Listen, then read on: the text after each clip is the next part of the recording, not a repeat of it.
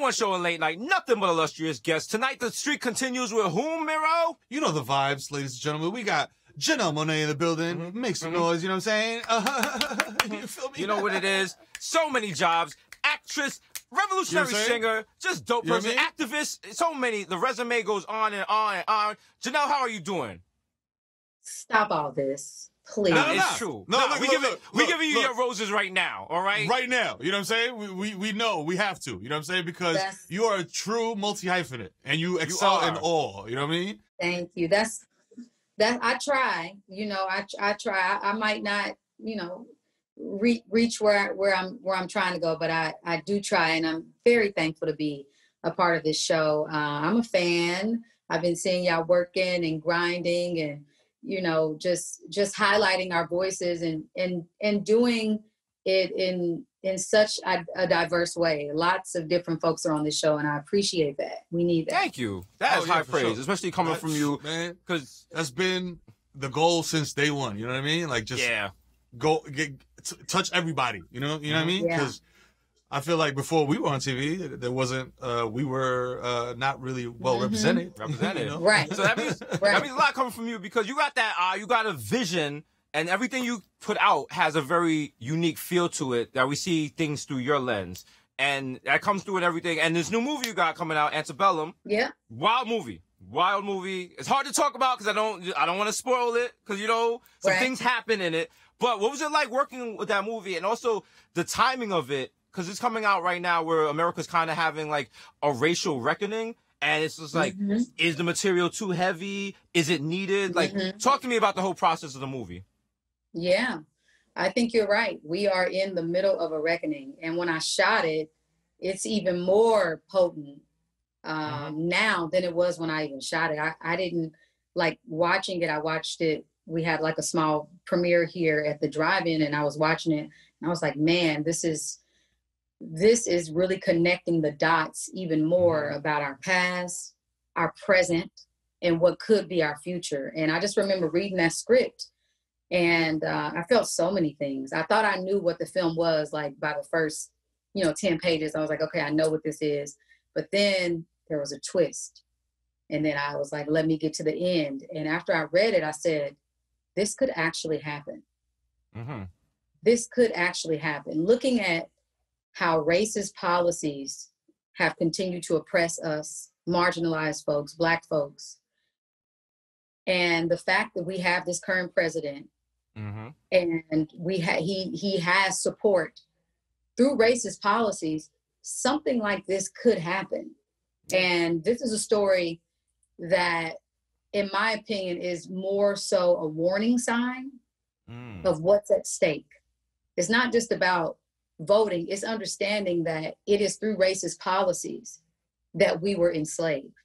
Right. It is through racist policies that the first policing institution was formed during the Civil War. Right. And that was the Slave Patrol. That same policing is the police system that we have now.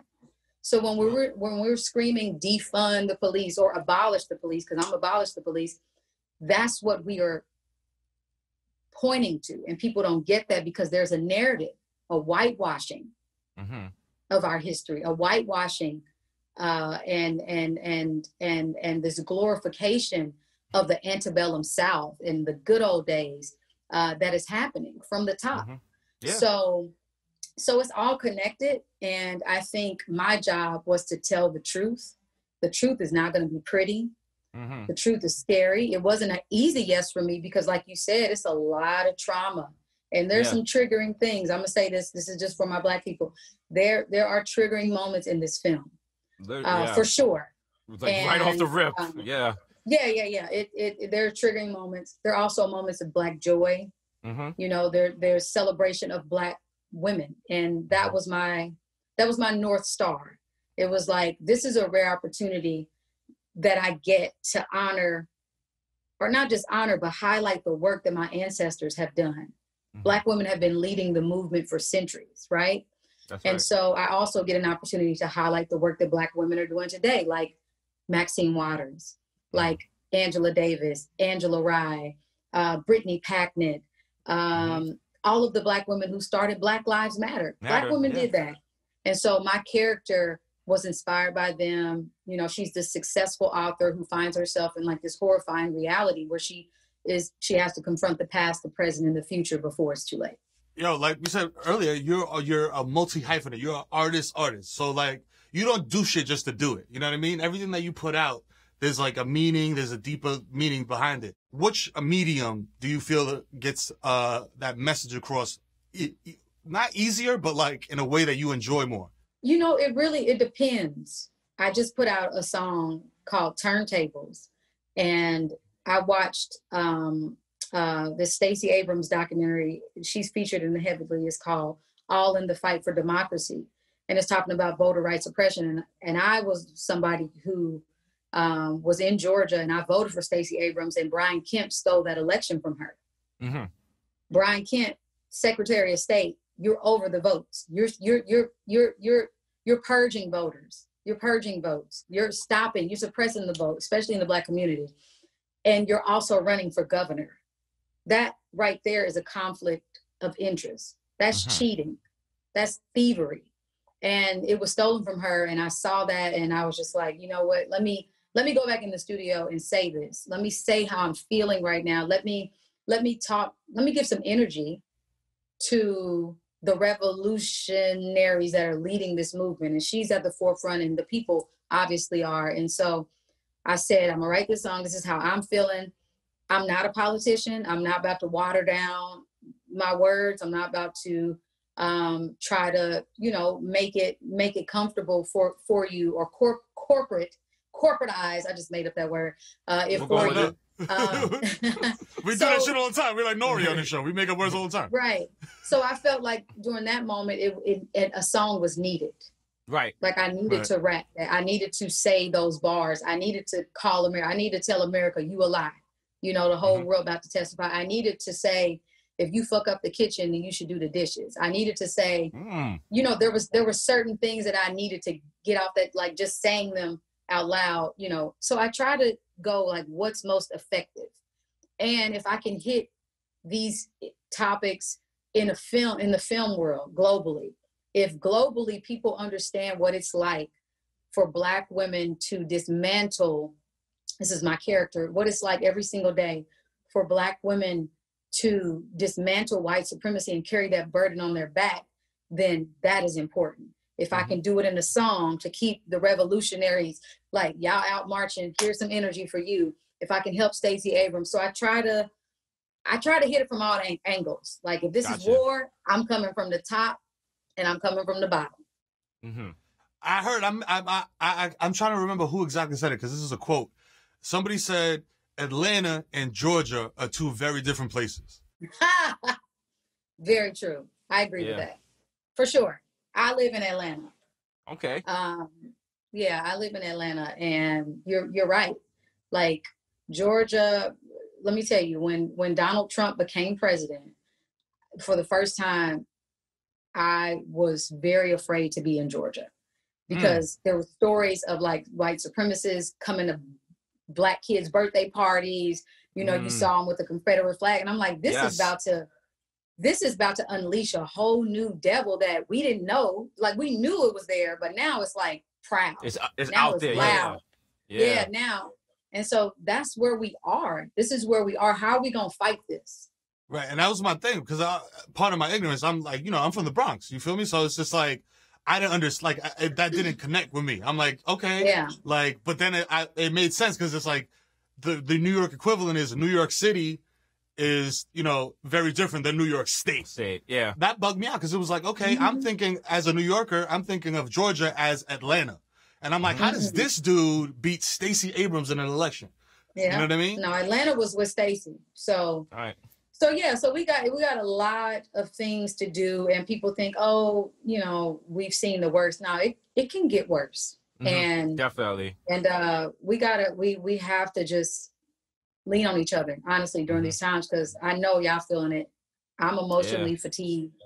I'm like, I need, you know, energy. I need self-care is important. How are y'all feeling, man? Like, how many shows a week are you taping? when you like are scrolling through your timeline and you seeing everything that's happening, how are you able to just like move through it? Oh, you know what? Using this show processes it, because that makes it to actually like view everything on the timeline, everything's going on in the news and stuff. You're able to kind of remove yourself from it, because now you're kind of a filter for the culture. So it's like you're able to watch things that if you were just watching it and containing it in yourself, it would completely destroy your mentals. But you're kind of just holding it, and then you're getting a chance to release it on the show. So that helps in a big part. And the fact that the show is helping people get through the pandemic, that puts a battery in your back that you want to do the best job you can. But other than that, if we didn't have this, I guess hopefully we'd be watching this show or something, because it's draining right now out here. I feel I just try to bury myself in love, man. Like my moms, my pops, you know what I mean? Like people, you know, the people that are that ground you. You know what I'm saying? Like they don't let you float away into like, yo, I'm a star. You know what I mean? Like I just try to bury myself in that and just like absorb that, and that just like recharges you. And like Jesus said, you know, releasing all this stuff into the world. You know what I mean? Like just holding it for like 24 hours, 48 hours, and then being able to be like, wow. Right. So what are your thoughts about therapy? Oh, I go to therapy twice a week. We're both in therapy already. So, that's great. That's awesome.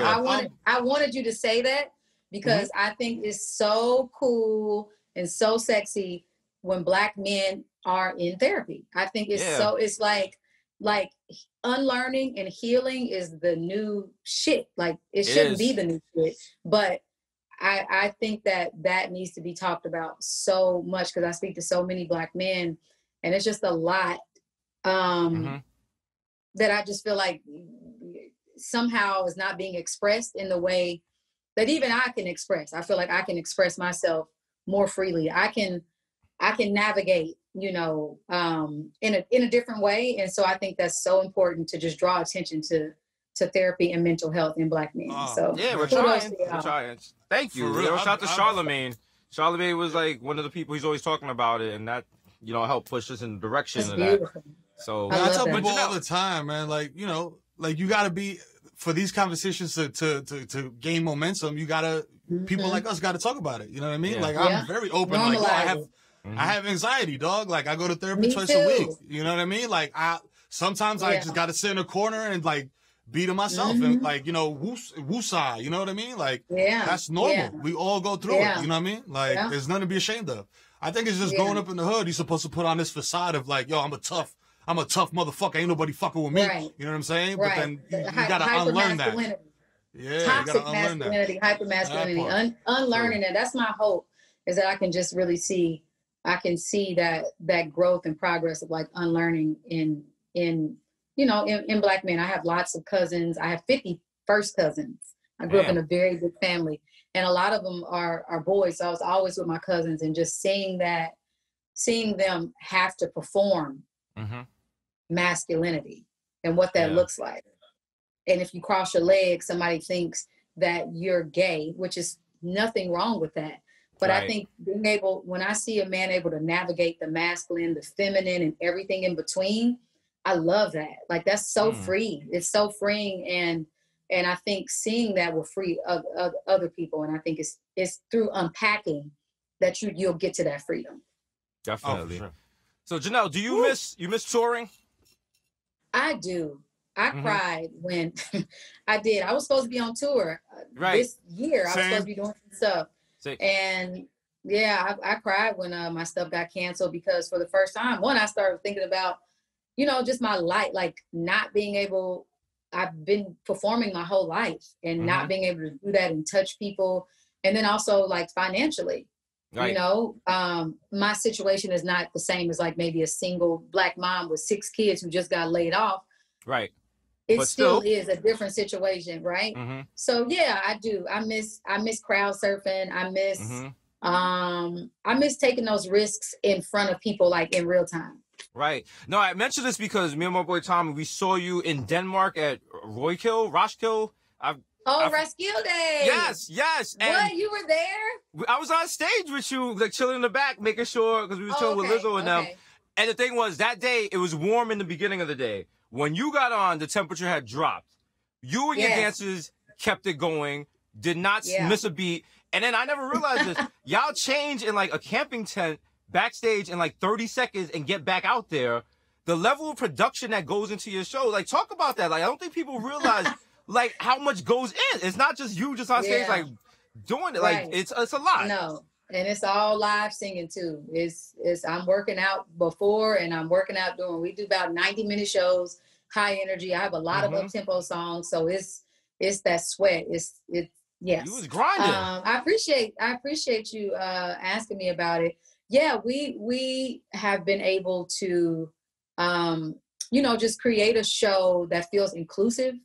Especially with this last album, Dirty Computer.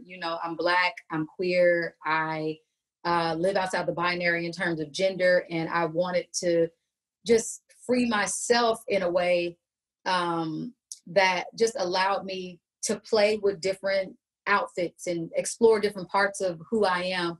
And hopefully that can be a reflection of all the people who are out there.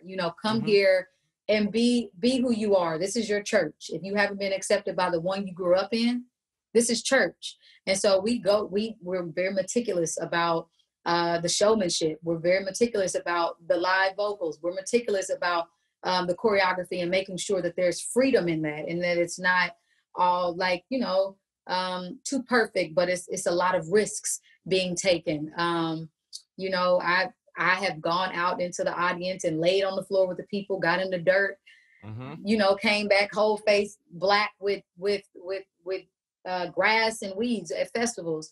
So it's like my way of rebelling and doing everything that